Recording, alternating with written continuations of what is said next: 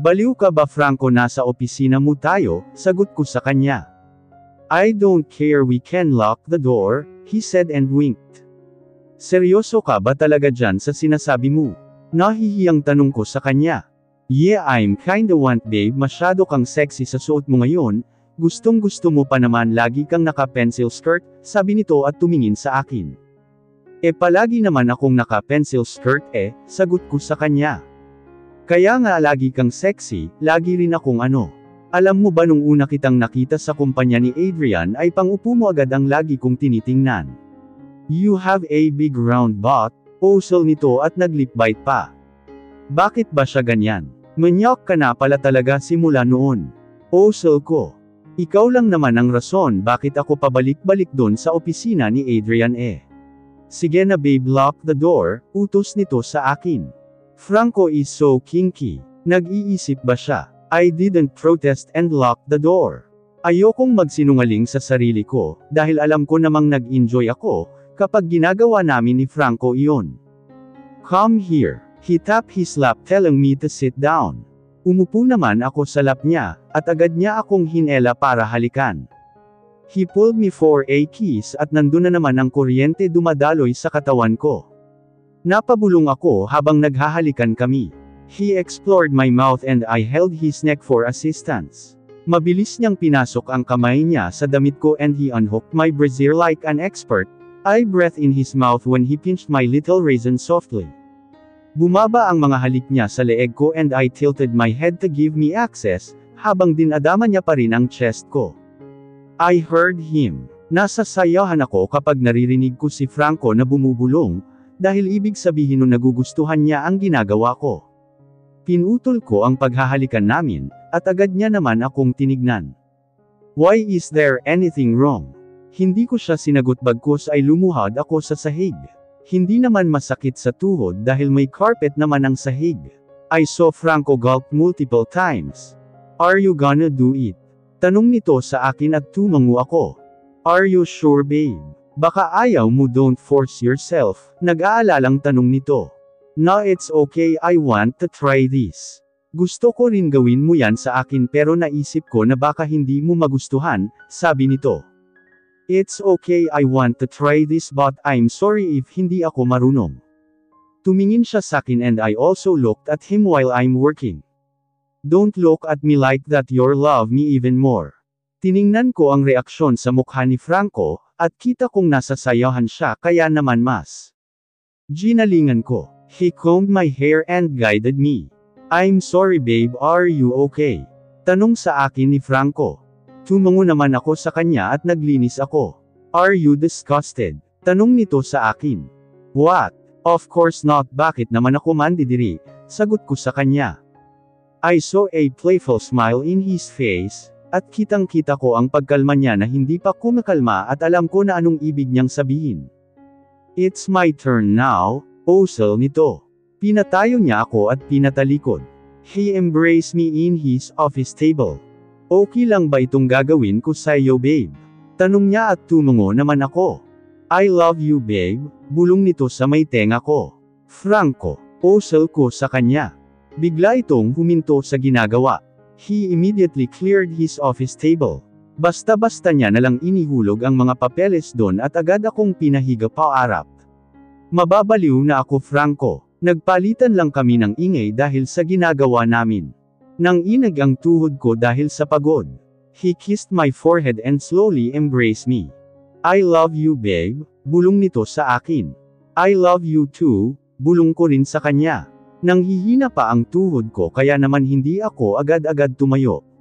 Nag-ayos na si Franco sa sarili niya, and he got some wipes at nilinisan niya ako. He always do that. He always cleans after me kaya hindi na ako nahihiya. Pagkatapos niyang gawin yun ay tumayo na ako at nag-ayos. Where's my underwear Franco, osel? Ko sa kanya. Wag ka na magsuot babe. Biro nito sa akin, masama ko naman siya nang tiningnan kaya naman binigay niya na rin agad sa akin. That was awesome, sabi niya. Ngayon ko lang nalaman na pwede palang gawin sa opisina, great. Sarkastikong sabi ko. Pwede yun kahit saan basta ako ang kasama mo, he said then winked. Baliw nga talaga tong boyfriend ko. Nawala ang sakit ng ulo ko babe, usel nito. Baka naman araw-arawin mo na yung sakit ng ulo mo, sagot ko sa kanya. You really know me. Natatawang sagot nito. Pagkatapos kong mag-ayos ng sarili, ay ang table naman ni Franco ang inayos namin. Maraming nagkalat na papeles sa sahig kaya naman isa-isa naming dinampot iyon. Go sleep in the couch babe, sorry napagod na naman kita, usel nito. Ikaw nga dapat ang magpahinga dahil masyado ka ng stress sa trabaho. You should take a break, I told him. Concerned lang din naman ako sa kanya. Yeah, maybe I should really take a break. You wanna go in a vacation with me? Isasama natin si Brody family bonding. Suggest nito. Sure pwede naman kaso baka matambakan ka lalo, kung aalis ka ng ilang araw dito sa kumpanya. Tanong ko sa kanya. It's okay, may tao naman akong pwedeng utusan you don't need to worry. Sabi niya at lumapit sa akin para halikan ako sa noo. Sige na matulog ka na babe, tatapusin ko lang tong binabasa ko, usel niya. Tumango naman ako at umupo na sa couch. Malaki kasi ang couch dito sa opisina ni Franco, at kasya ang 2 tao kong hihiga. Pahiga na sana ako, when I suddenly heard a knock on the door. Ako na magbubukas, sagot ko kay Franco at tumayo. Umupo naman siya sa swivel chair niya, at lumapit ako sa pinto. Binuksan ko ng konti ang pinto and I saw a woman wearing a sexy dress. Sino po sila ma'am? Magalang na tanong ko sa kanya. Ikaw sino ka? Mataray na tanong nito sa akin.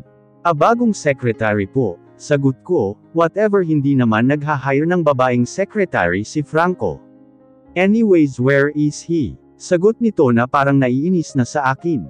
May appointment po ba kayo? Kabilin-bilinan sakin ni Franco, na kapag may naghahanap sa kanya tanungin agad kung may appointment ba ito sa kanya. Pwede ba? I don't need an appointment to see him. I can see him anytime I want, so get out of my sight. Hindi masyado mang marinig ni Franco ang pag-uusap namin ng babaeng ta, dahil nga malaki ang office niya, at malayo ang pinto sa office table niya, at masyado siyang focused sa pagbabasa. Sorry ma'am pero hindi talaga pwede kapag wala kang appointment, masyadong busy si sir. I don't care, tabi ka nga dyan. Aray, hindi ko na natapos ang sasabihin ko kanina, nang bigla niya akong tinulak, kaya naman nabuksan niya ang pinto. I fell on the ground, at dahil nga naka-heels ako ay natapilok pa ako. I think I sprained my ankle. Amara babe, what happened? Napatakbo si Franco nang makita akong nasa sahig. What are you doing here Agatha? Galit na sabi niya doon sa babae. Is that Brody mother? No wonder bakit ayaw sa kanya ni Brody, because she don't have manners. Franco POV. Busy ako kakabasa ng mga papeles, habang si Amara naman ay may kausap sa pinto. I just shrugged it off thinking na baka taga-ibang department lang, pero nagulat ako nang bigla ko na lang nakita si Amara na nakaupo sa sahig. I don't care, tabi ka nga dyan. Aray, my sight darkened upon seeing her face. What is that woman doing here? Nakita kong nakahawak lang si Amara sa paa niya. I guess she sprained her ankle. Amara babe, what happened? Napatakbo ako sa kanya at tinulungan siyang tumayo. What are you doing here Agatha? Galit na tanong ko sa kanya, at tiningnan ko naman si Amara na gulat na gulat. What did you just call her? Babe, tanong nito sa akin. Oo, girlfriend ko si Amara, so how dare you push her? Galit na sigaw ko sa kanya. I carried Amara in a bridal style and got out from my office. Dadalhin ko siya sa klinik. Franco, aren't you gonna talk to me? Inis na sigaw ni Agatha sa akin. Shut up, I never allowed you to enter my office. Sigaw ko sa kanya at pumasok sa elevator. I'll wait for you here.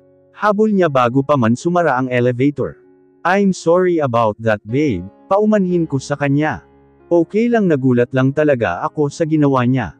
Hindi ko rin alam na nakabalik na naman pala siya dito sa Pilipinas. Naiinis na sagot ko sa kanya. I guess you should talk to her, sabi nito sa akin. I don't even wanna see her again, tapos uutusan mo akong makipag-usap sa babaeng yun. Naiinis na tanong ko sa kanya. It's not that Franco. Baka importante talaga ang sasabihin niya, at kailangan ka pa niyang sadyain ng uwi dito sa Pilipinas, sagot nito sa akin. Hindi ka ba magagalit? Just tell me if you're mad or jealous. I can kick her in this building right away, sagot ko sa kanya. No babe, may tiwala naman ako sa'yo. Baka kasi about kay Brody ang pag-uusapan niyo so give her a chance to talk to you, sabi nito sa akin. Hindi ko alam bakit ganito kabait ang girlfriend ko, she's so nice. Fine. Dadalhin muna kita sa clinic, sagot ko at bumantong hininga. Pagdating namin dun ay nilapatan agad siya ng first aid, kaya naman medyo napanatag na ang loob ko. You can go now Franco, kaya ako na, usal nito sa akin. Are you sure? Paninigurado ko pa. Oo nga, balikan mo na lang ako dito after nyo mag-usap. Tumango naman ako sa kanya at lumabas na sa clinic. Ngayong pabalik na ako sa office ay bumabalik na rin ang galit ko sa babaeng yun. Franco, malanding tawag nito sa akin nung makapasok ako, pero pinutol ko agad ang sasabihin niya. What do you want this time ha? Tanong ko sa kanya. Kalma, galit na galit ka naman para naman tayong walang pinagsamahan. Kumukulo ang dugo ko sa babaeng ta. Wala akong pakialam Agatha. Just say what you want to say, then leave my office right away. Hindi ko siya tinitingnan at umupo na lamang sa swivel chair ko. What is this Franco? Galit na tanong nito. Tiningnan ko siya at hawak niya ang family picture namin ni Amara at Brody. Get your filthy hands off my family picture. Matigas na utos ko sa kanya. What's the meaning of this Franco? Inaagaw na ba ng babaeng yan ang responsibilidad ko bilang ina ni Brody? Her face is full of rage and I like seeing her mad. Hindi. Alam mo bang si Brody mismo ang nakiusap sa girlfriend ko to be his mom? Family day yun pero wala ka dun para sa anak mo. Sambat ko sa kanya. Of course I got a lot of works to do Franco, alam mo yun. Sagot nito sa akin. Brody told me everything and how you scold him every day. I'm not giving you my child back Agatha, usal ko.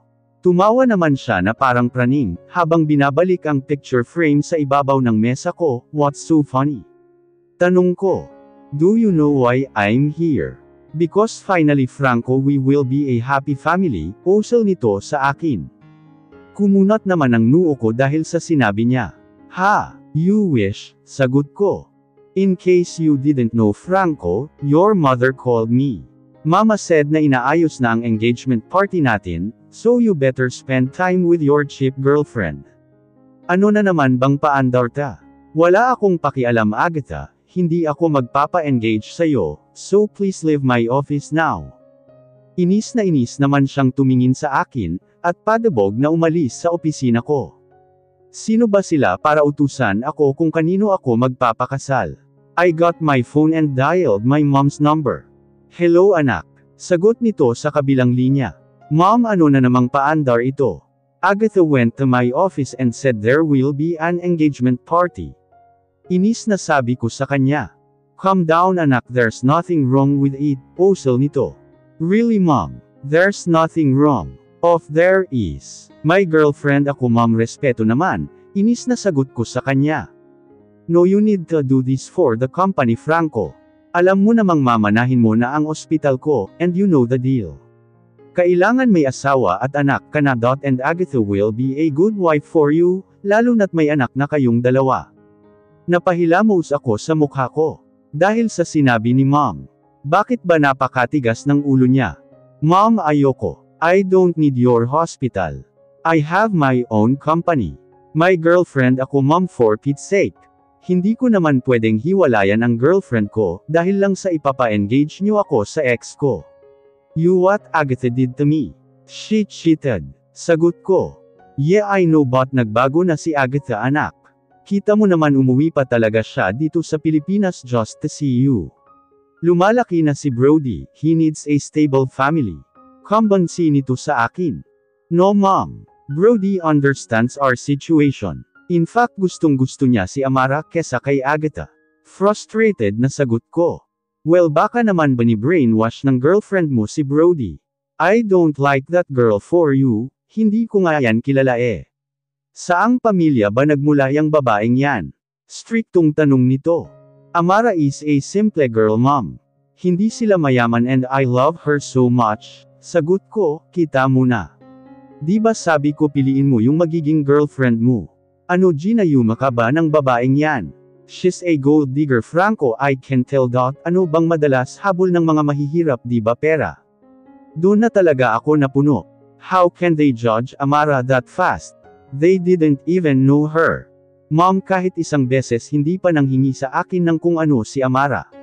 Ni hindi nyo pa nga siya kilala how can you judge her that fast? Naiinis na tanong ko sa kanya. Fine, whatever. Ipakilala mo sa akin yang babaeng yan, at baka magbago pa ang isip ko.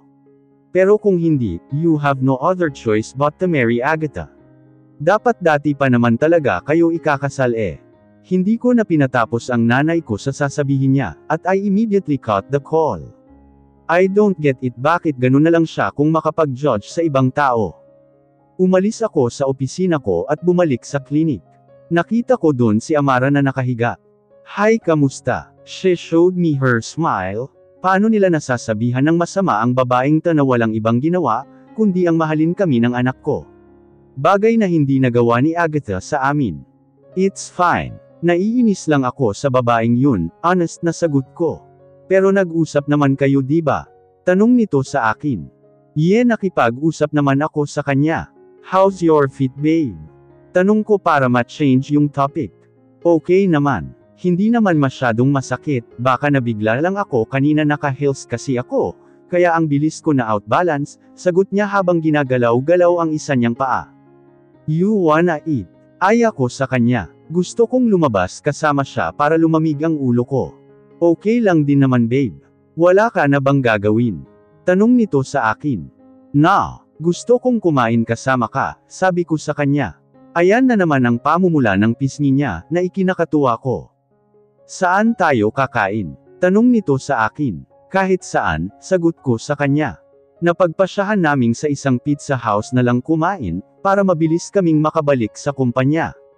Nami-miss ko na si Brody, puzzle nito habang sumusubo ng lasagna. We will fetch him later naman, sagot ko sa kanya. Hindi ba siya kukunin ni Agatha? Tanong nito sa akin. As if naman papayagan ko siyang kunin ang anak ko, sagot ko sa kanya. Mahal na mahal mo talaga si Brody no? Nakangiting sabi nito sa akin. Yeah, I love you and Brody so much. Kayo na ang pamilya ko. Sincere na sabi ko sa kanya. Ako din. Napaka-masayahing bata ni Brody. Mabilis na napalapit ang loob ko sa kanya, kasi napaka-kulit at malambing.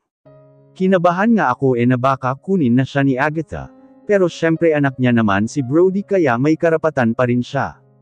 Hindi ako sumagot sa kanya, at nakatingin lang sa pizza na nasa harap ko. Iniisip ko kung paano ko sasabihin kay Amara yung pinag-usapan namin kanina ni Agatha. I want to be honest with her. Babe, kanina ko pa napapansin na balisa ka eh. May problema ba sa pinag-usapan nyo? You can tell me naman. Napatingin ako sa kanya nung sabihin niya iyon. Tumikim muna ako bago ako nagsalita. She told me that my mom arranged an engagement party for us. Kinakabahang sagot ko sa kanya. I want to be careful. Nakita ko agad ang takot sa mga mata niya. This girl really loves me and it's making me happier. Ano? Nakita ko kung paano nangilid ang luha sa mga mata niya, kaya naman agad ko iyong pinunasan. Don't worry babe, hindi naman ako pumayag eh. Just let me finish first. Makinig ka muna sa akin. Tumango naman siya kaya nagpatuloy ako sa pagsasalita. I told you na ex-fiancé ko si Agatha diba? My mom planned na ipa-engage kami ulit, dahil sabi niya bago niya ipamana sa akin ang ospital kailangan may asawa at anak na ako. May anak na kami ni Agatha. Kaya naisip ni mom na mas madali na lang kung magpapakasal na lang kami, since may anak naman na daw kami. Paliwanag ko sa kanya. So are you gonna marry her? Nauutol na tanong nito sa akin. Of course not. Bakit ko naman papakasalan ng babaeng nanloko na sa akin dati? Hindi naman ako tanga, I said frankly. Pero hindi mo naman pwedeng sawayin ang mommy mo Franco. Nag-aalalang sabi nito sa akin. Of course I can. Wala naman akong pake sa ospital. Meron naman ako sariling kumpanya. I can stand on my own feet Amara, I replied. Pero Franco nanay mo pa rin yun, kailangan mo pa rin siyang sundin. Nenas naman akong sinabi niya, dahil parang sinabi niya na rin na pakasalan ko si Agatha.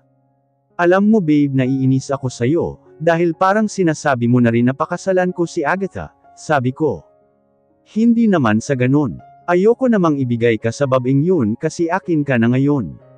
Ang point ko lang is wala tayong magagawa kung nanay mo na ang magdedesisyon. Of course meron tayong magagawa. My mom wants to meet you. All we need to do is to please her. Gusto ko na rin kunin ang custody kay Agatha, dahil ayoko nang makita niya pa ang anak namin. Just trust me okay? Pakiusap ko sa kanya. May tiwala naman ako sa'yo Franco, pero sa tingin mo magugustuhan kaya ako ng nanay mo? Kinakabahang tanong niya. Oo naman. You're such a nice woman, at alam kong magugustuhan ka ni mom.